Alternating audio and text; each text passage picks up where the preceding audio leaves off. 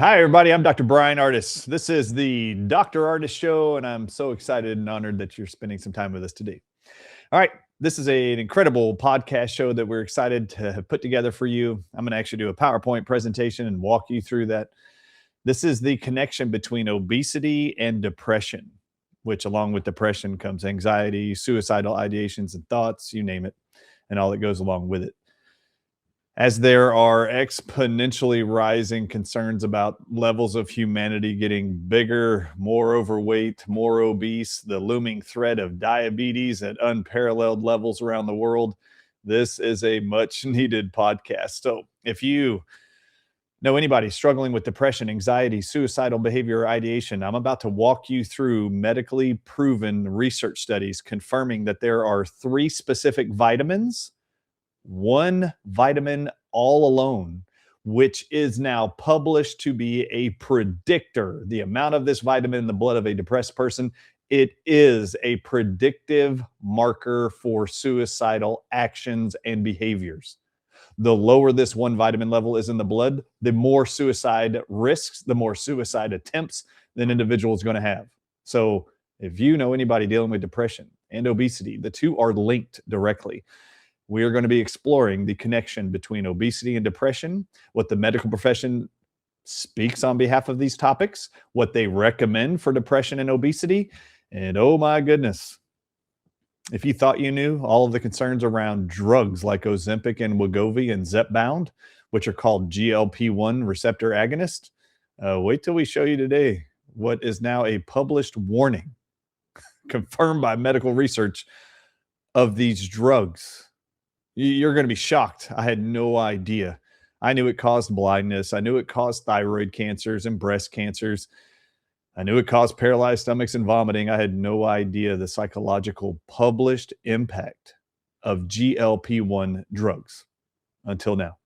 So we're going to show you that connection. So if you have anybody, a loved one dealing with obesity and depression and anxiety, suicide, if you know anybody on GLP-1 drugs, you might need to share this podcast with them.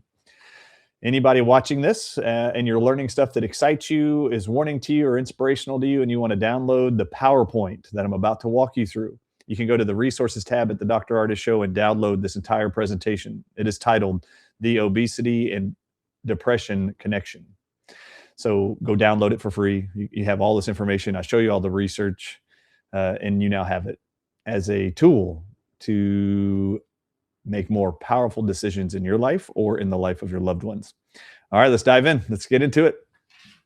All the Dr. Ardis Show family members, you're familiar with this layout, so we're going to dive into everything you need to know about obesity and depression. I'm very excited to share this with you. All right, scan the QR code if you haven't, if you're new here and you haven't done it yet. Scan the QR code, put in your email. We will now be able to notify you every time we come out with a new presentation here, wherever I'm speaking, a new book signing, whatever it is that we're doing. Any announcements we want to make sure you're aware of. You scan that QR code and put in your email. All right, this is CaliforniaHealthline.com. And this is an article that they published. Obesity and depression are intertwined, yet scientists don't know why. A 2011 paper by researchers from the University of Texas Southwestern found that patients' depressive symptoms were reduced when physicians gave them prescriptions for weekly exercise sessions. Okay, I found this very funny. A 2011 paper, University of Texas Southwestern, they're writing prescriptions to patients who are depressed to start working out. And they saw an improvement in their depressive symptoms. Just want you to know there is a connection between obesity, depression, obviously working out to reduce obesity issues. In 2014, a study at Duke University found that simply helping obese women maintain their weight via small, not big, small lifestyle changes and monthly dietitian check-ins cut their rates of depression in half. Wow, that's amazing. Obesity already costs the medical system almost $150 billion per year. Robert Wood Johnson Foundation estimates that by 2030, and 4 years from now, obesity will sap the U.S. economy of an additional $390 billion to $520 billion in lost worker productivity. Notice, this isn't a disease like a condition you would think of. This is obesity alone. Depression makes the price tag worse. Its more severe variant, major depressive disorder, costs the country more than 200 billion per year. To set the stage for how big of a looming problem this is.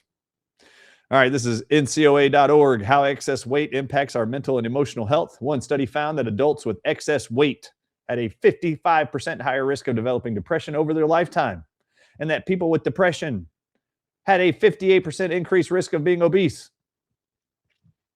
Now, we're going to explore why, how obesity causes mental health problems.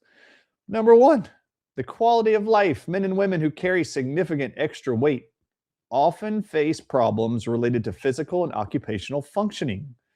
Chronic pain on its own has been linked to depression also. Weight bias and discrimination is another way that obesity causes mental health problems.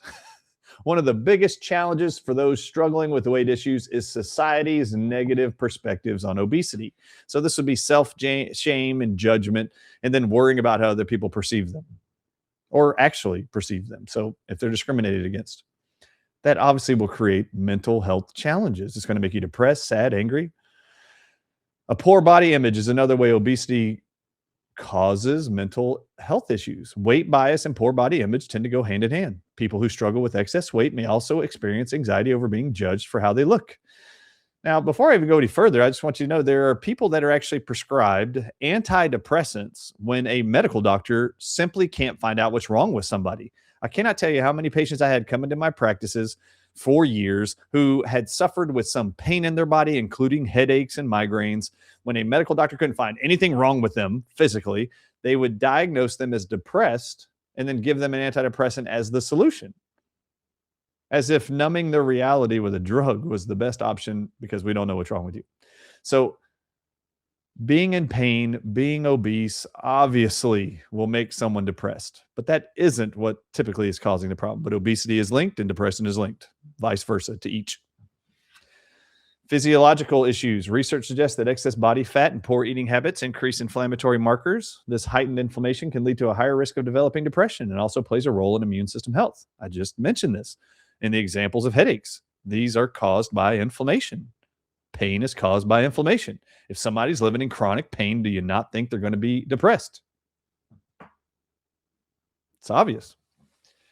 Can mental health problems cause obesity too? While it's clear that excess weight can take a toll on someone's emotional well-being, it's also true that mental health conditions may influence a person's weight. Wait till you find out what the connection is here. Here it is. Chronic stress, anxiety, and depression, as well as mental health conditions like bipolarism, may cause someone to use food as a way to cope. They might also make poor dietary choices, which in turn can cause weight gain. How else can mental health problems cause obesity? The serotonin deficiency that is linked with depressed mood. Serotonin is your feel-good, happy, I'm safe hormone. When it's low, linked with depressed states, you have interrupted sleep patterns and anxiety has been found to lead to carbohydrate cravings and weight gain.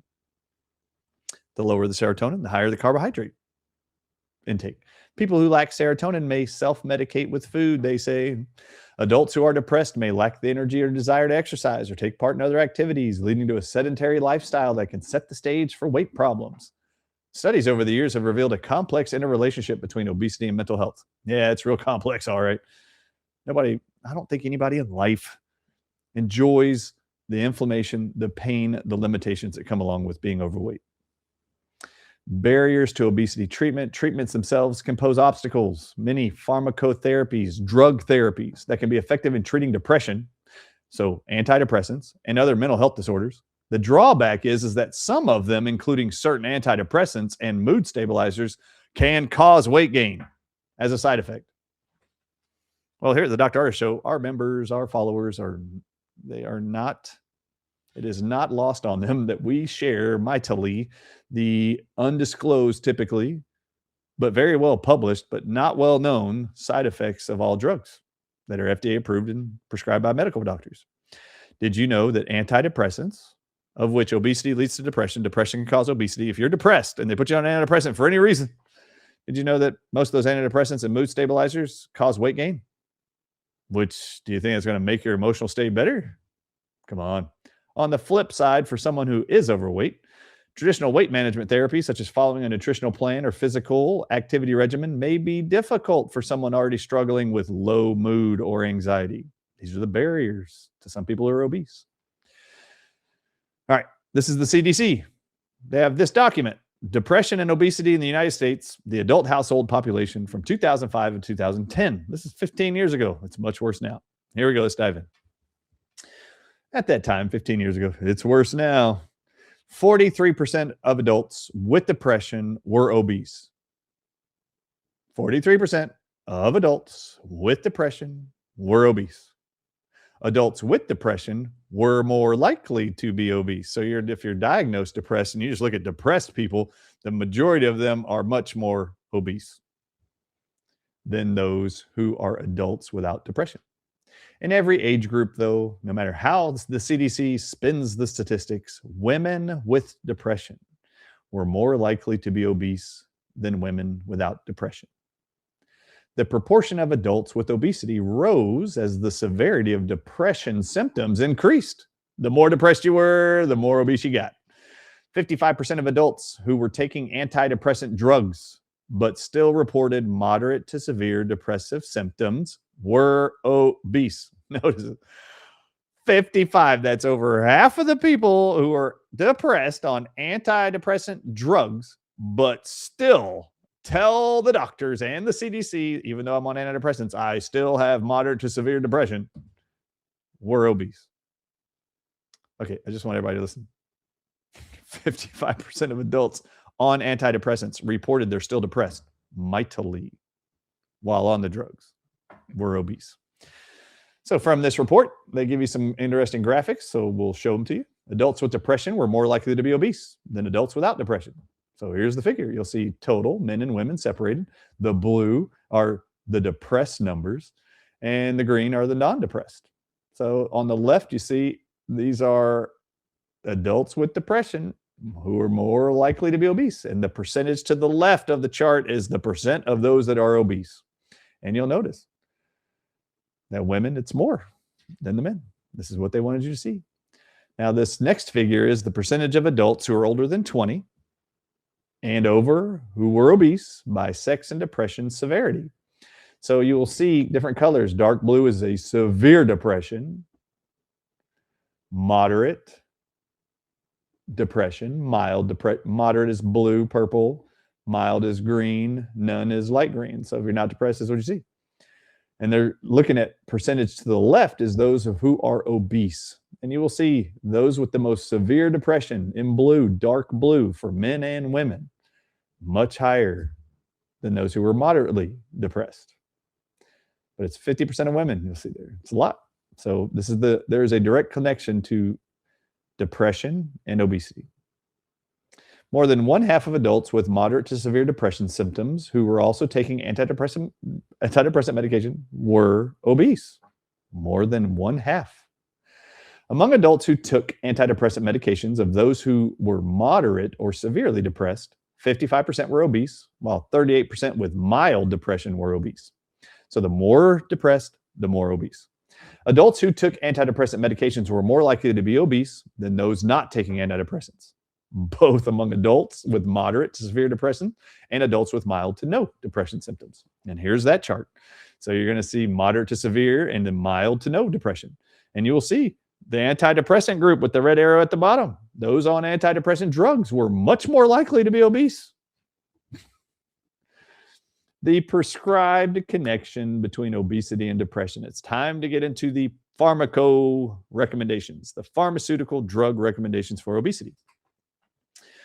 And lucky me, Healthline Magazine, an online reputable journal for medicine, just did this write-up in 2019.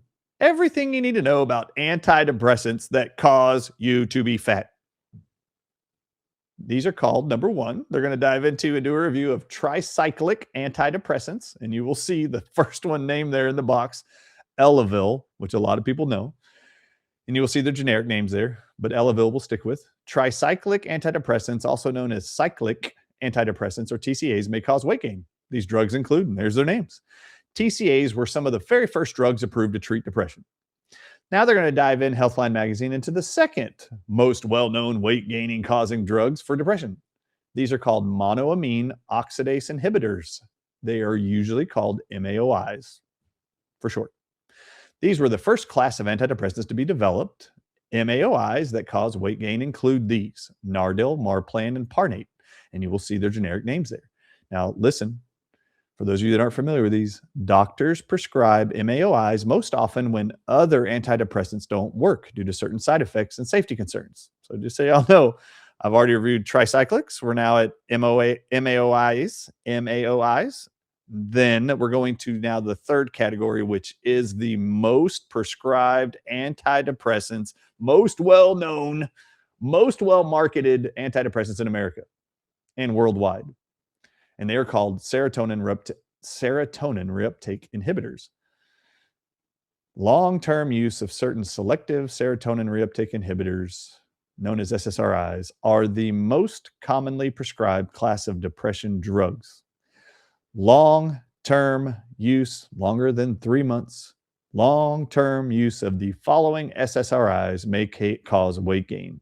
Let's look at their names: Paxil, Zoloft, Prozac, Celexa. Now, I want to pause here for a second.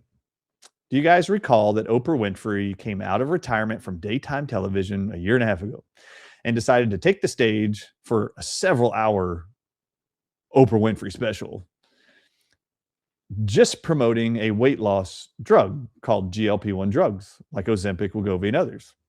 She must have been paid a lot to do that, to give back all of her stocks and Weight Watchers she had owned for years and get paid to come back on daytime television and do this episode. In that, the whole reason why I believe Oprah Winfrey was asked to be on that show is something she claims in the show is the reason for the show and come out of retirement to do this one daytime show. And it was to tell the world that science has now confirmed that obesity is a genetic disorder. I only bring that up because they want to drive home that you alone and your genetics are responsible for being fat and overweight. There's nothing you can do about it. If people are obese, they typically are more depressed. If they are depressed, they become more obese, or are the higher percentage of them. So when you're prescribed an antidepressant, whether you're obese or just depressed, and you're put on an antidepressant, did you know that long-term use of these, which nobody's on short-term use of these, are all put on long-term use of these for these prescriptions of antidepressants? You're put on these. Did you know they cause weight gain and obesity? Did you know Zoloft makes you fat? Prozac, Celexa, and Paxil. Did you know that? That's not genetic. These cause people to be fat. Long-term use of SSRIs is mostly linked to weight gain. What? Oh my God, what? Now at the bottom, you'll see paroxetine. Paroxetine, look above in the little red box. I cut it out and put it right above. Paroxetine is the generic name of Paxil. There's another brand name from the same drug called Pixiva. It's kind of like semaglutide, the Gila monster lizard venom, called Ozempic and Wegovy. You can call it whatever you want. You can call it Ozempic, Wegovy. You can call it semaglutide, the generic name. It doesn't matter. It's still Exendin-4, which is the venom protein from the Gila monster. You just package it and call it whatever you want. Paxil, Pixiva, and Brisdel look like 3 different brand name drugs. They are not. They're all one drug called paroxetine. Is most commonly associated with weight gain with both long-term and short-term use. If you know anybody put on Paxil for depression or anxiety, just so you know, they know short-term use, long-term use of that drug causes you to get fat. Ask your doctor if obesity is right for you when they say you're depressed. Some atypical antidepressants. Mirtazapine, Remeron, is a noradrenergic antagonist, which is a type of atypical antidepressant. The drug has been shown repeatedly to be more likely to cause weight gain and to increase appetite than other drugs.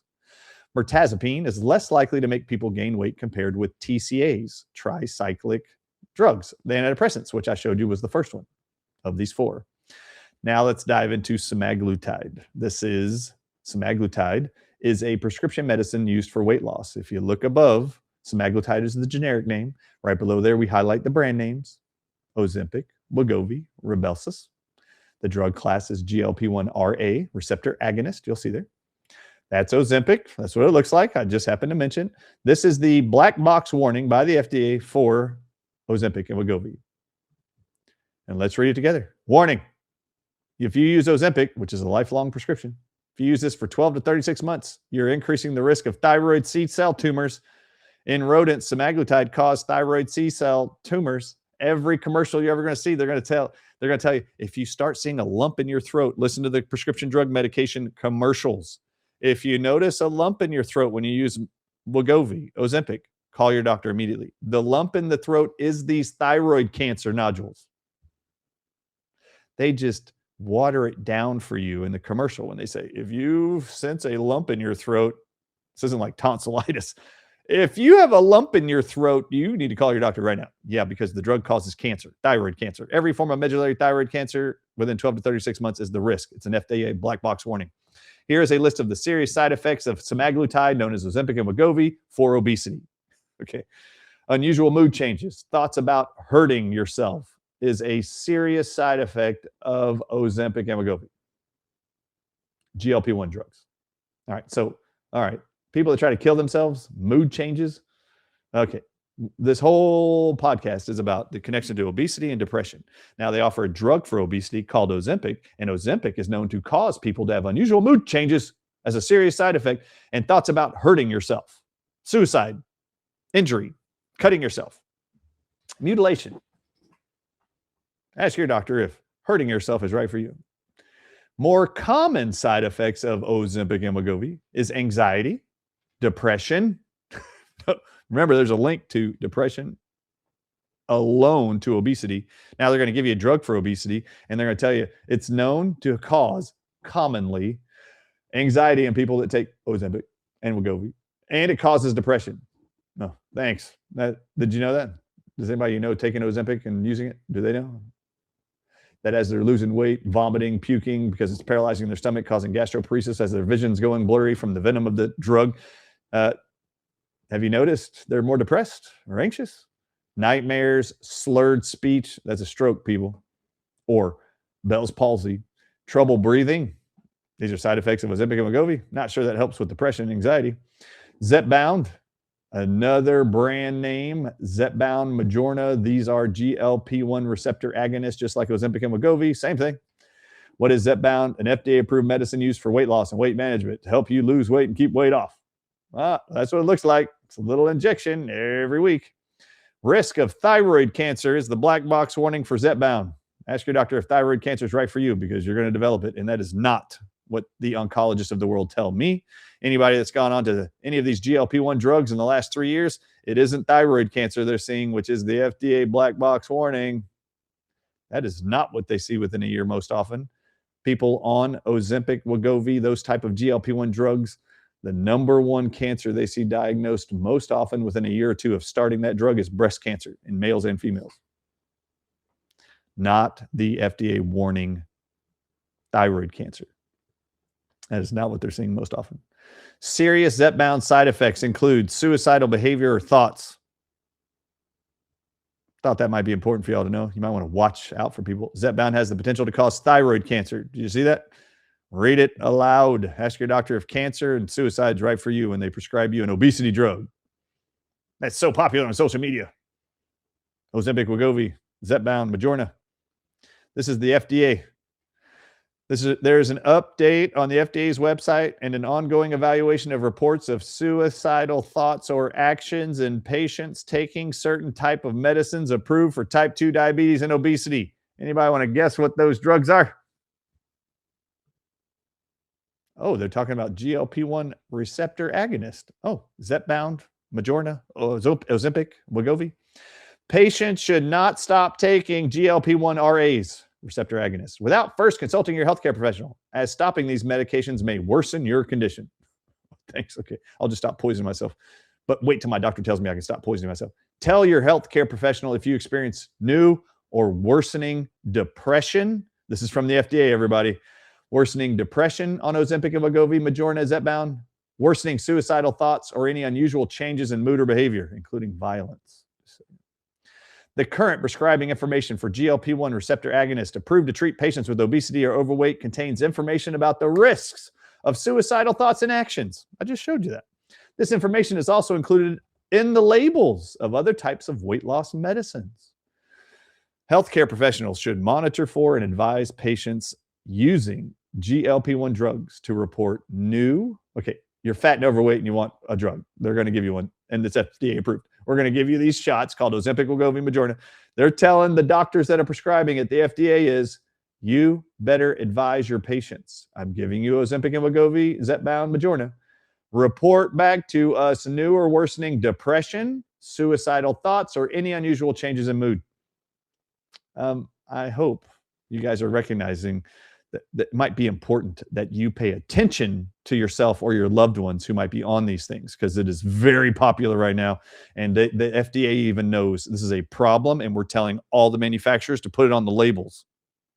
And now they're telling the health professionals, you better be making sure your patients know you might want to start killing yourself on this drug called Ozempic, Wegovy, Majorna, and Zepbound. They might want to hurt themselves or others. Make sure they tell you. Scientific reports, the risk of depression, this is 2024.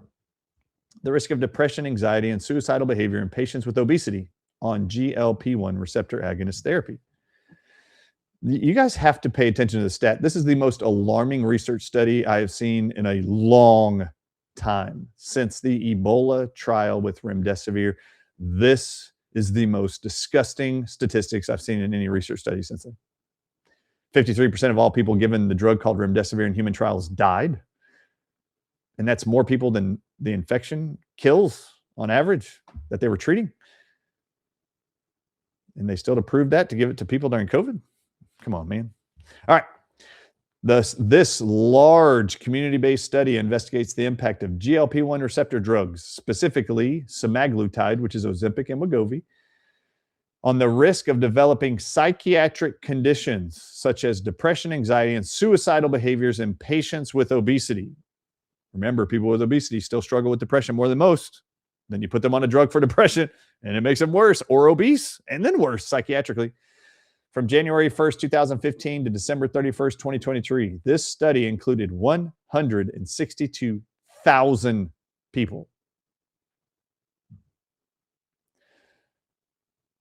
This study showed a significant association between Ozempic, Wegovy, Majorna, and Zepbound treatment and a 98% increased risk of any psychiatric disorder. I repeat, this large 162,000 plus person study showed a significant association between people starting Ozempic, Wegovy, Zepbound, Majorna drugs called GLP-1 RA drugs and a 98% increased risk of any psychiatric disorders. 98%, y'all do see that's only 2% off from 100%. You might as well just round it up. 100% of people on GLP-1 drugs increase risk of developing a psychiatric disorder. What's a psychiatric disorder? OCD, bipolarism, schizophrenia, depression, any. Notably, pay attention, these are the most disgusting stats I've seen in years. Notably, patients on Wegovy, Ozempic, Zepbound, Majorna, they saw a 195% risk increase of major depression and a 108% increased risk for anxiety and a 106% elevated risk for suicide behavior. Whoa. Hold on, let's review these. Anybody in this large 160,000 plus person study of those taking these obesity drugs called GLP-1 RA drugs, Ozempic, Wegovy, Zepbound, Majorna, they saw a 98% increase of all psychiatric disorders. They saw a 195% increased risk of developing major depression, 108% increased risk for anxiety disorders, and a 106% elevated risk for suicide behavior. Holy crap. And the FDA approved this stuff to be safe. for consumption in America. Ask your doctor, ask your friends, ask your loved one, ask your mother, ask your aunt, ask your professor who's on Ozempic or Wegovy if psychiatric conditions in 100% of you, major depression, anxiety, and suicide are right for you, because it's over 100% for all of them. 100% over. It's almost 200% for major depression disorder. Oh my God. Okay.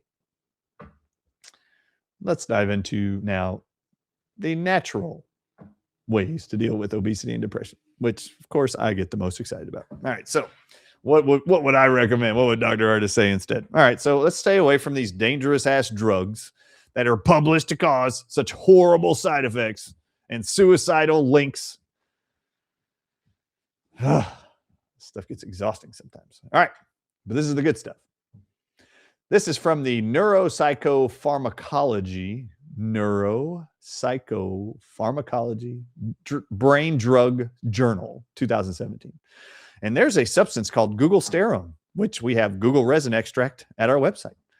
Glucosterone produces antidepressant-like effects in mice through the activation of what's called the BDNF signaling pathway. You don't need to know what BDNF, doesn't even matter. I'm about to show you that glucosterones in mouse studies works as an antidepressant. And what's amazing about that is everybody out there might be thinking, for anybody new here, why is he talking about mice studies? Oh, because every drug company and every medical institution in the world knows you study drugs in mice before you give them to humans. And this is why.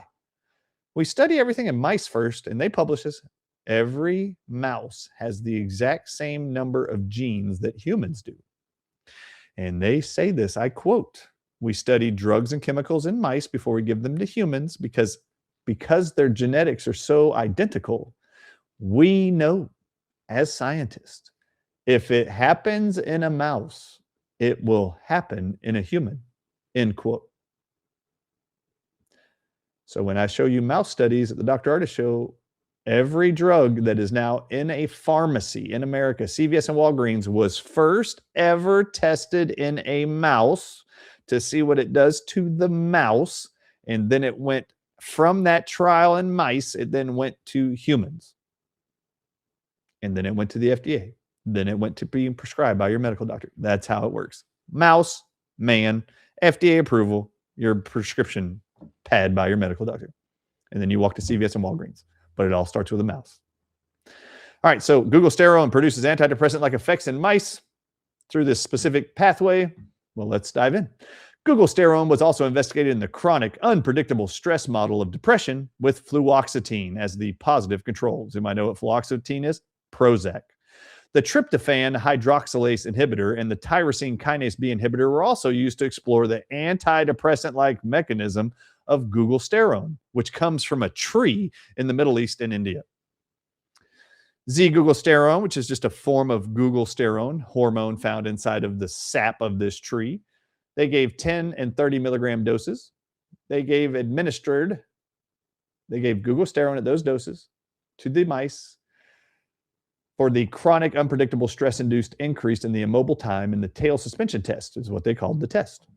Glucosterone administration prevented the reductions in brain-derived neurotrophic factor protein expression levels, as well as the phosphorylation levels of CAMP, it's called CAMP, response element binding protein. Extracellular signaling regulating kinase 1.5 and protein kinase B in the hippocampus and cortex induced by chronic unpredictable stress. What does that mean? Glucosteroid treatment also improved hippocampal neurogenesis, growth of brain cells, in chronic unpredictable stress-treated mice.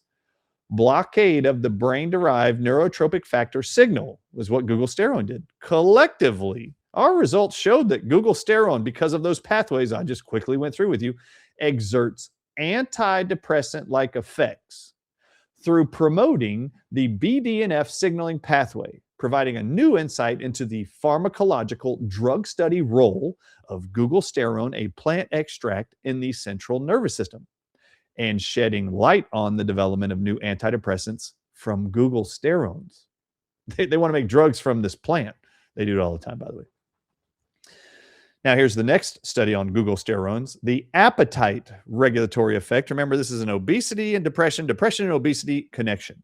So we're going to address both. This is the appetite regulation effect of glucosterones in rats, which is just a bigger mouse, a repertoire of plasma hormones and neurotransmitters. Glucosterone or gugolipid is a steroidal constituent, a nutrient, present in the neutral fraction, small part of gum resin of Commiphora muckle tree, commonly known as guggul. In this study, we've investigated the dose-dependent 100, 200, 400 milligram per kilogram of body weight effect of glucosterones, so 3 different doses, amounts of glucosterones on appetite-regulating hormones called ghrelin, G-H-R-E-L-I-N. This tells you when you're full, you're not hungry anymore. Appetite suppressant hormone, leptin, cholecystokine, and neurotransmitters called serotonin and dopamine, which play a major role in the energy homeostasis and thus influence obesity-related factors. We've also studied its effect on food intake, body weight, and plasma triglycerides and blood sugar in rats. Glucosterones at the highest dose of the 3 they tested above, 400 milligrams, was able to significantly reduce food intake and limit body weight gain over a period of 15 days. It also significantly decreased the plasma ghrelin. It decreases this hunger hormone, which is amazing. It also reduced glucose, triglyceride levels, and it increased plasma leptin, which blocks your want to eat, serotonin, dopamine levels, but did not show much effect on the CCK levels. So glucosterone has an impact to help reverse depression. It also helps hunger regulation and lose weight even in 15 days at 400 milligrams a day per kilogram. Now we're going to go to vitamin K. Vitamin K induced effects on body fat and weight results from a 3-year vitamin K2 intervention study. This is a 3-year study on women. Vitamin K status has been linked to fat. Vitamin K status being how much vitamin K is in the blood of a patient. Vitamin K status has been linked to fat and blood sugar metabolism by several authors. Here we tested the hypothesis that increasing vitamin K intake by mouth decreases body fat or fat distribution. In a randomized placebo-controlled human intervention trial, 214 post-menopausal women, 55 to 65 years of age, received either 180 micrograms a day of vitamin K2 in the form of menaquinone 7 or MK-7, which is the type of vitamin K we carry, or a placebo for 3 years. This is the exact vitamin K we have in our vitamin D3 K2 supplement. The exact one, menaquinone 7. Or a placebo for 3 years. They did this. MK7, this is vitamin K treatment, resulted in a significant increase in total and human molecular weight adiponectin, what breaks down fat cells, and a decrease in abdominal fat mass. So belly fat significantly reduced. And in the estimated visceral adipose tissue, this is fat around your organs in your abdomen, was reduced as compared with the placebo group. High vitamin K2 intake, says medical science, may support reducing body weight, abdominal and visceral fat, and notably in subjects showing a strong increase in COC. What you can see above is uncarboxylated OC. You can see it above in the actual paragraph. That's vitamin K. And I'm not done with vitamin K. We're about to go back to it. Don't worry. You got to see this about vitamin K. In fact, you're going to be shocked what you're about to learn about vitamin K. I did not know this. It's spectacular. Effective vitamin D supplementation on weight loss. So we talked about vitamin K. We have a vitamin D3 K2 supplement. Effective vitamin D supplementation on weight loss, blood sugar indices, and lipid profile. That's cholesterol, fats in obese and overweight women, a clinical trial study. The World Health Organization has declared that obesity is an epidemic of the 21st century. Previous studies have shown that obesity may increase the risk of vitamin D deficiency. Furthermore, other studies have demonstrated that vitamin D insufficiency, not having enough vitamin D, was accompanied with a higher risk of type 2 diabetes, heart diseases, high blood pressure, and obesity. The lower a person's vitamin D levels, the higher their risk for obesity and all the other problems you just read. But we're talking about obesity and depression here today. This double-blind clinical trial was done in 50 overweight and obese women who were divided into 2 groups, in which one group received vitamin D supplements and the other group received placebo. Intervention group received vitamin D with doses of 50,000 international units for 6 weeks. 50,000 international units. I usually recommend 5,000 international units up to 10. One dose of ours is 5,000. Intervention group, the treated group received up to 50,000 international units per week. So my recommended dose of 5,000, that would be 5,000 times 10 days. That's 50,000. That's not a week, but a little bit longer than a week. After using vitamin D supplementation for 6 weeks only, WT, which stands for weight, WC, which stands for waist circumference, and body mass index were decreased significantly. Their weight went down, their waist size went down, their body mass index, BMI, went down significantly, and their blood levels of vitamin D significantly went up as compared to the control group who didn't get it. After 6 weeks of intervention, the average weight, WT, BMI, WC, which is waist circumference, and HC, which I'm not going to tell you what that is. I'm going to show you here in a second, decreased significantly. Previous studies have shown that vitamin D deficiency was more prevalent in obese people. And there was an inverse association between vitamin D with BMI and waist circumference. So the lower vitamin D, we've already seen this published in medical research. These authors are telling you, we've already seen it. The lower your vitamin D level is in your blood, the higher your weight, the higher your BMI, which includes weight, and higher your waist circumference is, the bigger your waist is. Ladies, men. Now, I told you I was going to show you what HC stands for. After 6 weeks of taking vitamin D at 50,000 international units a week only. So if you're wondering how to do that with mine, our supplement, vitamin D3, K2, you're going to take vitamin D3, which has 5,000 international units per dose. You're going to take that, and you're going to take at least 10 doses a week. That's it. To get to 50,000 international units. All right, so after 6 weeks of doing 50,000 units of vitamin D, the average of weight, BMI, WC, and HC decreased significantly. What is HC? Well, if you look up here, these are all the abbreviations for the study. You look above, right above that little red arch, you will see hip circumference, how wide your hips are. Decreased significantly. Well, look at that. WC is waist circumference. Waist circumference went down. Anybody out there, would you like to see your waist come down just an inch? Anybody out there would like to see their hip circumference come down just a little bit and fit into that, I don't know, class reunion dress you want to wear? I don't know, whatever it is. Or outfit. Got anything you don't fit in your closet anymore? You want to see if you can improve that? Look, 6 weeks, 50,000 international units of vitamin D alone. It's proven to do that already in randomized clinical trials. Here we go. This is the one I want all of y'all to see about vitamin K. Everybody, please pay attention. Vitamin K2 protects mice against non-alcoholic fatty liver disease induced by high-fat diet. Scientific reports. In this study, 3 different doses. All right, this might not be the one about vitamin K, but I'm getting there. In this study, 3 different doses of vitamin K prophylactic interventions were effective in delaying body weight and abdominal circumference gain in mice. Remember, if it happens in a mouse, it's going to happen in a human. You're now learning. We have one supplement at the Dr. Ardis Show called vitamin D3 and K2 and organic MCT oil. These doses have been proven in human trials to within 6 weeks improve abdominal circumference gain, delay body weight gain, reduce waist circumference, hip circumference, you name it. DAM is a researcher, conducted a 10-year follow-up study of 802 adults and found that those with high vitamin K2 intake had a lower waist circumference and a lower incidence of metabolic syndrome. What is metabolic syndrome? It is a combination of 3 issues: high blood pressure, high cholesterol, and you got a fat waistline. That's what metabolic syndrome is.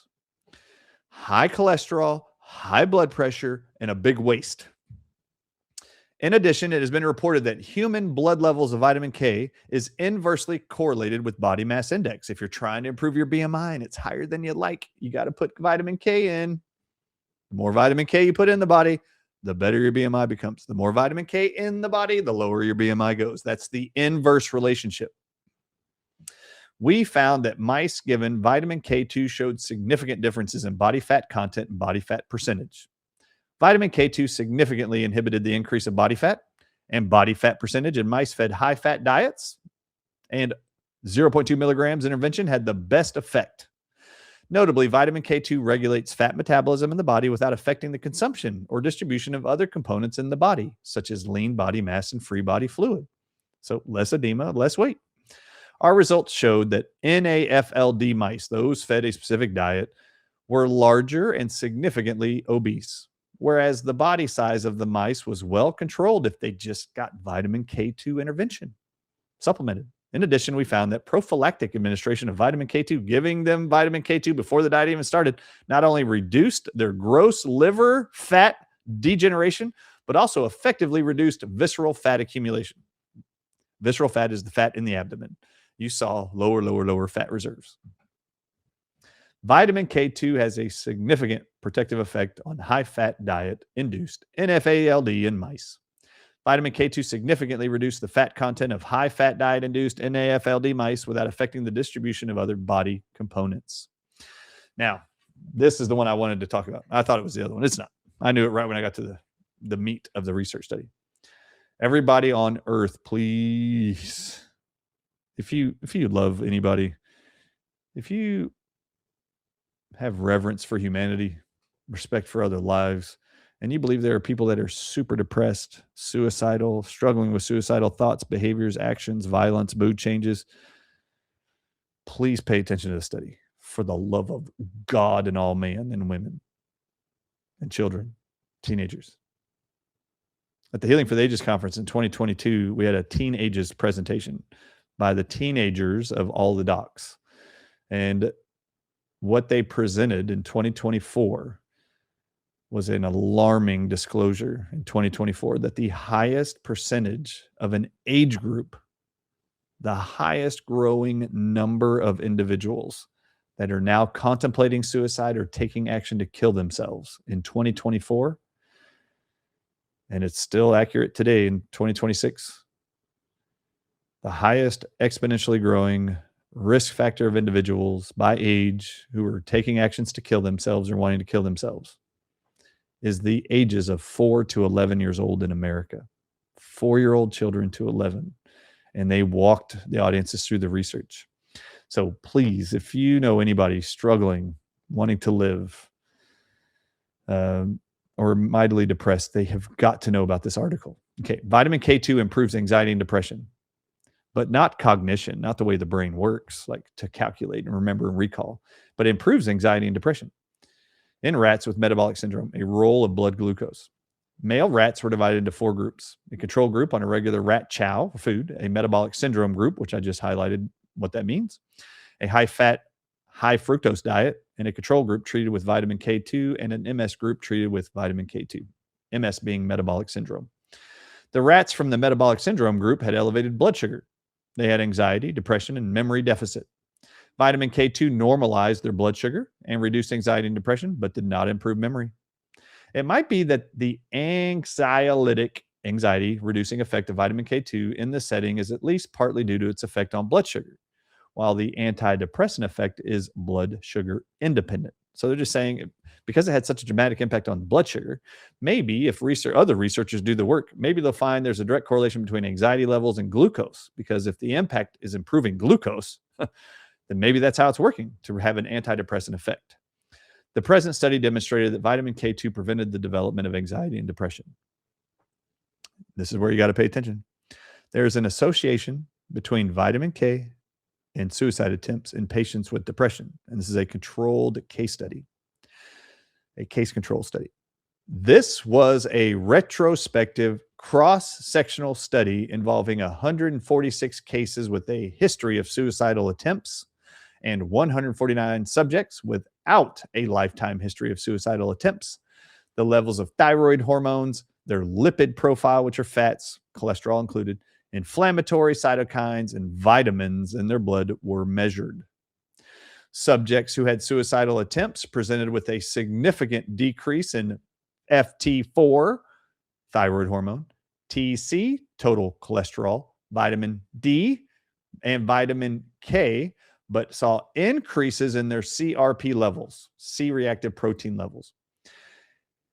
In these variables, vitamin K has a better diagnostic value for suicide attempts in depressed patients. Of all the things they measured, measuring the vitamin K level in the blood is the most diagnostic value for determining the amount of suicide attempts in a person. Are you listening to me? With a sensitivity of 0.842 and a specificity of 0.715, which is only really important to researchers who understand these statistics. Correlation analysis suggested that vitamin K was significantly and positively related to follicular thyroid 4 hormone, FT4 hormone, which is your thyroid hormone, T4. You got total cholesterol, LDL cholesterol, and LDL. Multivariate analysis, this is important.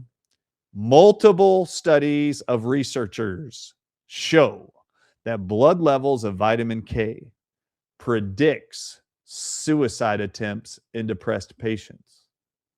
Our study suggests that low vitamin K levels were correlated with suicide attempts in patients with depression, indicating that vitamin K deficiency might be a biological risk factor for depression. Hold on. I repeat. I've cut away everything but what you need to look at. I want to repeat.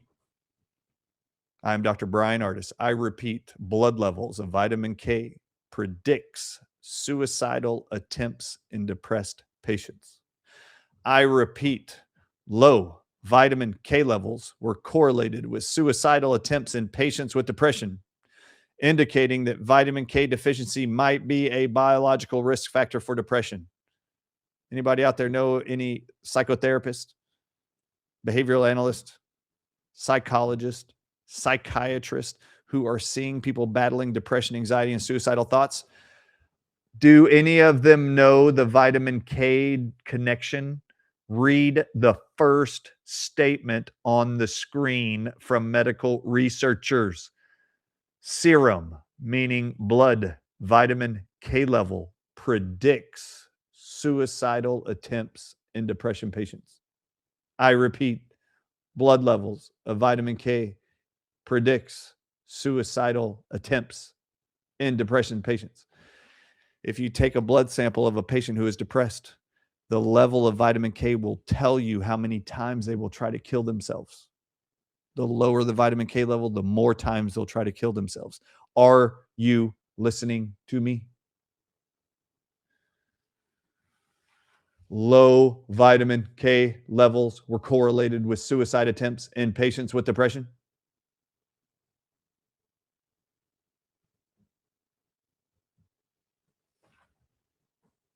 If you love anybody struggling with suicidal thoughts, ideations, or depressed, or seeing a psychologist, or on antidepressants and being described one at all, you should be telling them about vitamin K. This is the Journal of Affective Disorders. Affect is how your face reacts to stuff. If there's no emotional expression, they call it no affect. Journal of Affective Disorders. The effect of vitamin D supplementation on primary depression. This is a multi-analysis of research studies. 18 studies met the criteria in this retrieved citations of review studies. The meta-analysis showed that vitamin D supplementation had a significant effect on overall reduction in depression symptoms. Subgroup analysis showed, so when they went even further into those studies, showed that vitamin D supplementation significantly reduced depression symptoms scores in patients with blood levels of vitamin D higher than 50 nanomoles, which is the bare minimum, I believe, that you should ever have. Vitamin D supplementation, the conclusion of this study, vitamin D supplementation has a benefit on improving depressive symptoms in adults with primary depression and vitamin D levels that are higher than 50 nanomoles. Relatively high levels of vitamin D may be required for alleviating depression. Wow. Increased vitamin D intake can decrease symptoms of depression and anxiety. This is from pharmacytimes.com. Increased vitamin D, that's not even a drug. Vitamin D intake can decrease symptoms of depression and anxiety, which is what we're talking about. Low levels of vitamin D were passed on to the offspring of mothers who were exposed to low levels of vitamin D from pre-pregnancy. Okay, so they took people who were pregnant and while pregnant weren't consuming vitamin D and had low level of vitamin D. And then they had kids, and those kids, they're telling you, had low levels of vitamin D too. Further, the low levels of vitamin D were determined to cause anhedonia. Y'all know what that is? You should look it up. It's where there's no joy, no fun, no affect. They're expressionless. There's no joy, no fulfillment in life whatsoever. These are people that just sit around. Yeah, there's nothing. Nothing's good going on. Life is just blah. Like 24/7. That's what this is. which is a significant marker of depression in offspring. Administration of vitamin D3 for 7 days only effectively prevents depression-like behavior caused by corticosteroid exposure, inhalers, prednisone, and brain oxidative stress markers. And this antidepressant effect of vitamin D is potentially caused by oxidative stress modulation. Vitamin D balances out stress in the human body.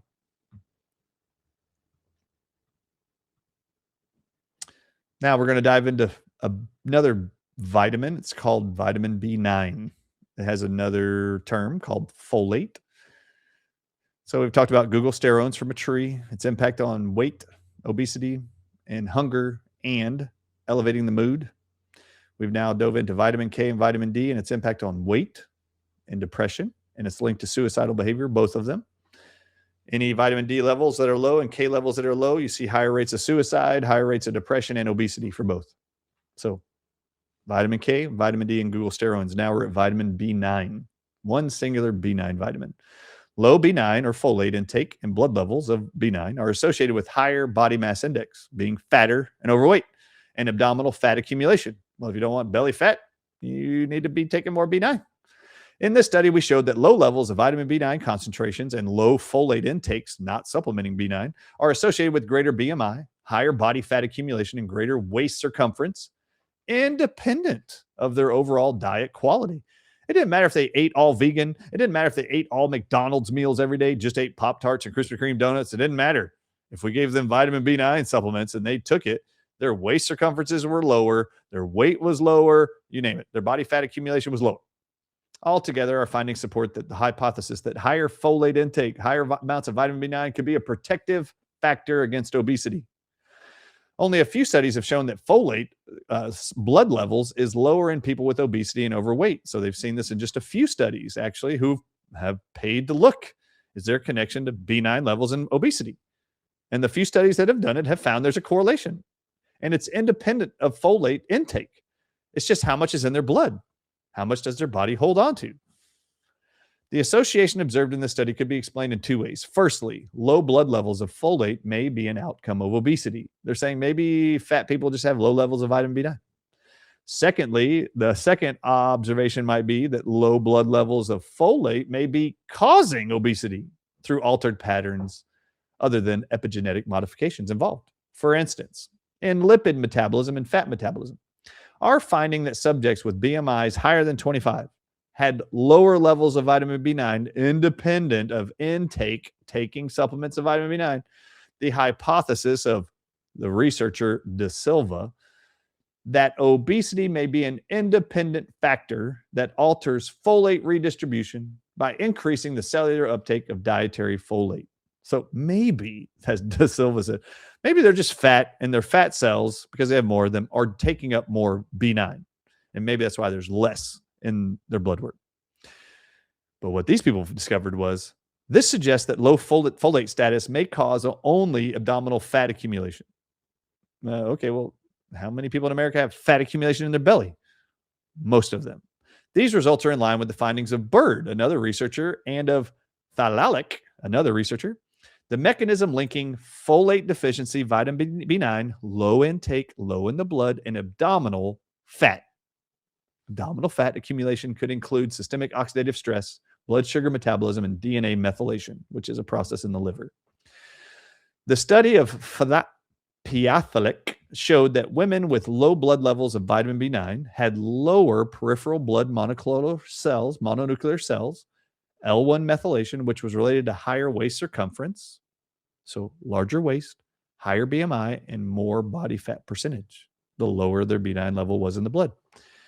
And these researchers were able to demonstrate that low levels of vitamin B taken supplemented wise or dietary wise, and the blood levels of vitamin B9 are weakly but independently associated with a greater body weight and central body weight in the abdomen in healthy adults aged 20 to 40 years old. Here's another study. Now that was for weight and folate. Now we're going to go to folate, vitamin B9, and its impact on depression. Has that been studied? And there it is. This is the Journal of Psychiatric Research. There's an association between vitamin B9 called folate and depression. The present study found that individuals with depression have significantly lower levels of vitamin B9 than individuals without depression. we found that dietary intake of folate and serum levels of folate significantly differentiated individuals with versus without depression. Those with depression had lower levels of vitamin B9 in their blood.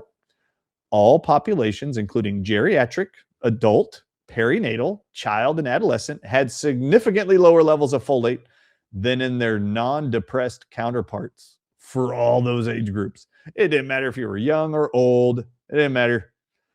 Every age group, all populations had significantly lower levels of folate than their non-depressed same age groups. This is Nutrients Medical Journal. Folate and its significance, that's vitamin B9, in depressive disorders and suicide. These findings indicate that folate deficiency is linked to an elevated risk of developing depression, as well as a more severe depressive symptoms, longer episodes of depression, and an increased likelihood of depressive symptoms relapse. L-methylfolate, which is the form of vitamin B9 in our Hydrate Complete product that Nature wins. It's the only form of vitamin B9 in our multivitamin gummies for adults and in our chewable multivitamin for kids. It's the only B9 we choose. Methylfolate is the active form of vitamin B9. It's the only form able to cross the blood-brain barrier. Research has demonstrated that individuals with folate deficiency may exhibit an inadequate response to antidepressant medications.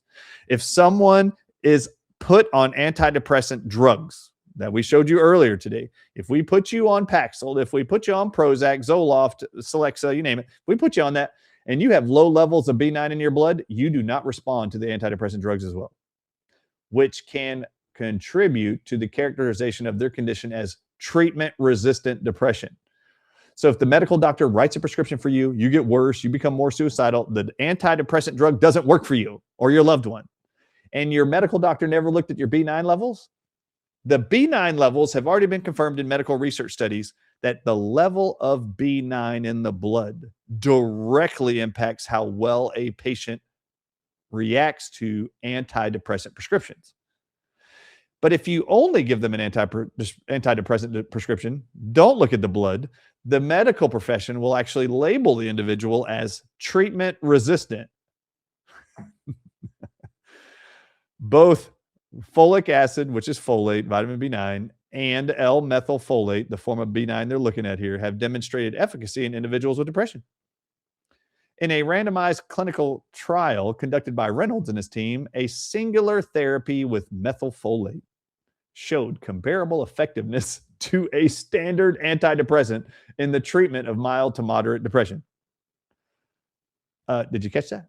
Are you paying attention? I hope you're not driving your car, riding your bike, taking a jog right now, and you're just zoning out with my voice and the harmonics of my voice. These researchers confirmed already a randomized clinical trial, which is what you're supposed to respect and revere and honor medically as sound science. This researcher, Reynolds, gave depressed people who were mild to moderately depressed diagnosed, gave half of them vitamin B9 only and gave the others a prescription drug for antidepressant.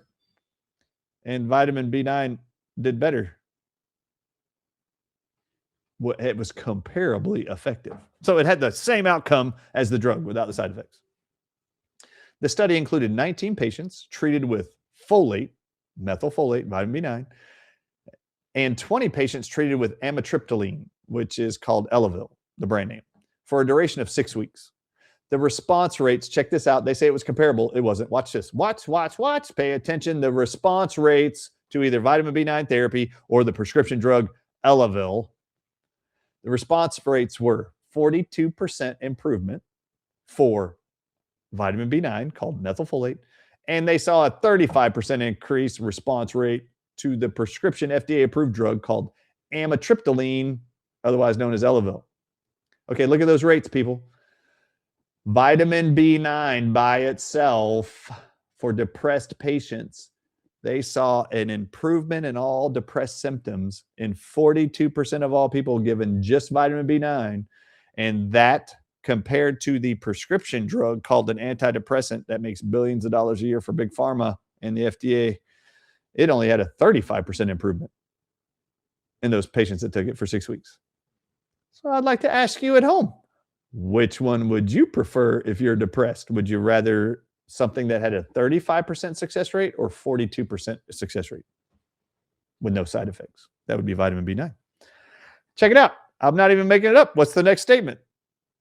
Notably, no side effects were reported with methylfolate. Hold on. For those of you going, I think I'd rather have the FDA approved 35% response rate of amitriptyline. While 3 patients had to withdraw, remember, there's only 20 patients in this group.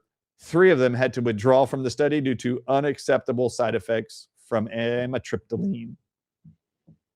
Well, 3 out of 20 is a lot. It's like 1 in 7. But there were 0 side effects listed in anybody taking methylfolate.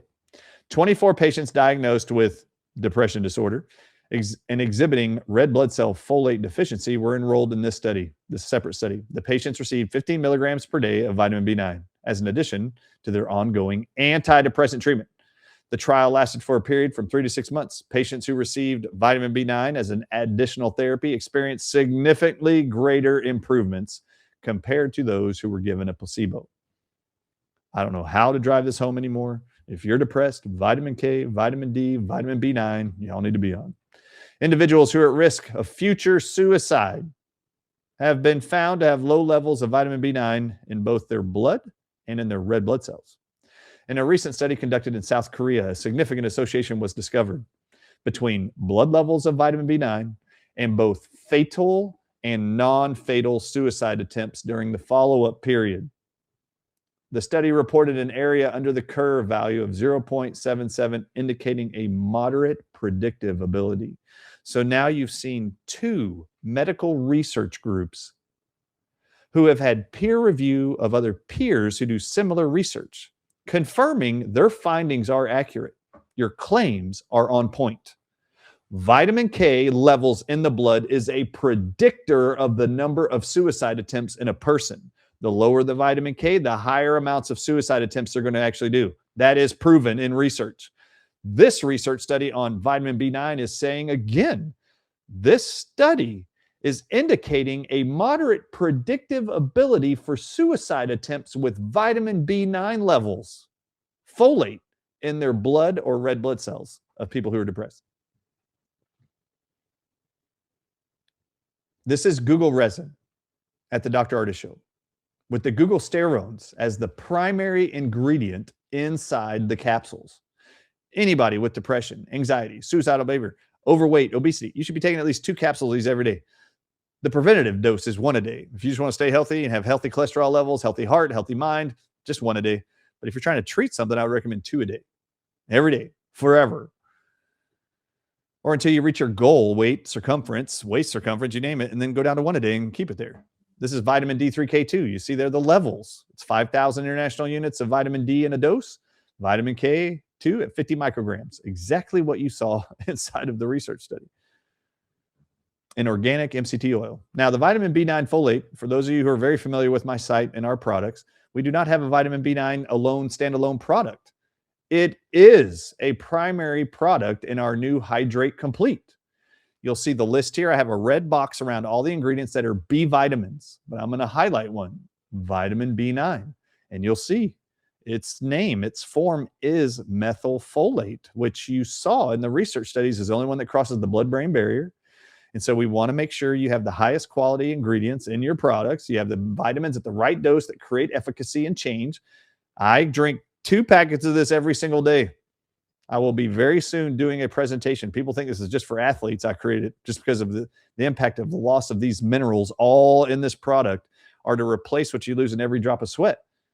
But what you don't know is most of the 8 most common blood tests that your medical doctor will ever order on you, and every single marker on those blood tests, you know what the majority of them are published by medicine to be out of normal range because of. So it doesn't matter if it's red blood cells, bilirubin, it doesn't matter if it's BUN, it doesn't matter. Whatever the marker is on a blood test, the majority of them are published by medical science to be out of normal range, either high or low, due to dehydration, which is exactly what this is for, to replace minerals, vitamins, and amino acids that cause that are caused to be reduced due to causes of dehydration, which is either not getting these supplements in your diet, it's through diarrhea episodes, urinary tract infections, too much sweat loss, you name it. Drugs that cause diuretic drugs are probably one of the number one causes of dehydration. Dehydration is such a big problem. That is why every person in America put in an ambulance for a sickness or illness or emergency or in a hospital room is on a bag of salt water, salt and chloride. Those are electrolytes. Those are just two of the minerals inside of our hydrate that they know everybody in America and around the world is deficient in. They know dehydration, which is a reduction in not just water and minerals, vitamins, and amino acids. They at least give you the two that you lose most often. Well, you lose 11 minerals in every drop of sweat. Hydrate Complete's the only hydrate formula that puts them all back in. All of them. It's the only one in the whole world. And vitamin B9 happens to be one of the 11 vitamins also we made sure was included that you also lose in every drop of sweat and is lost in all diarrhea episodes and from every drug that causes dehydration. And there are many, many, many of these. Scan the QR code if you'd like to be notified of our next one. I hope you found the connection to obesity and depression. I hope you found this enlightening and inspiring. I did. I learned a lot just doing the study and doing the research and reviewing the research.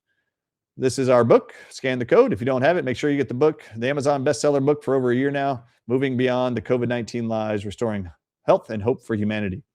You can get that at our website. You can get it at Amazon. You can get it on Audible. It's now in Spanish, French, and we're coming out very soon with a Polish version.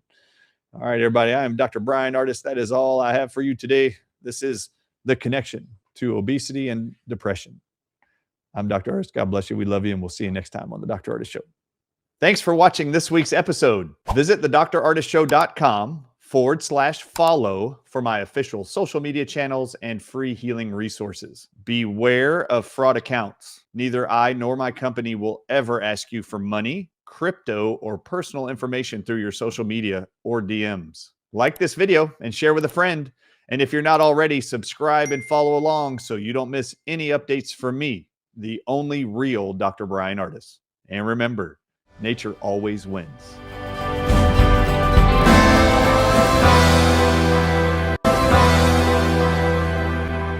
Disclaimer. Please note, the following presentation is solely for informational purposes and should not be seen as a replacement for advice provided by your physician. It is important not to rely on the information from this presentation for diagnosis, treatment, medication prescription, or any other form of medical care. Always consult with your physician or healthcare professionals before taking any medication, nutritional supplement, herbal remedy, homeopathic treatment, or pursuing any health-related procedure. If you have a medical condition or believe you might have one, promptly contact your healthcare provider. Do not disregard professional medical advice or delay seeking it based on this presentation's information as the products or services purchased from it do not establish a doctor-patient relationship between you and any affiliated physicians. Statements about dietary supplements have not been evaluated by the Food and Drug Administration and are not intended to diagnose, treat, cure, or prevent any disease.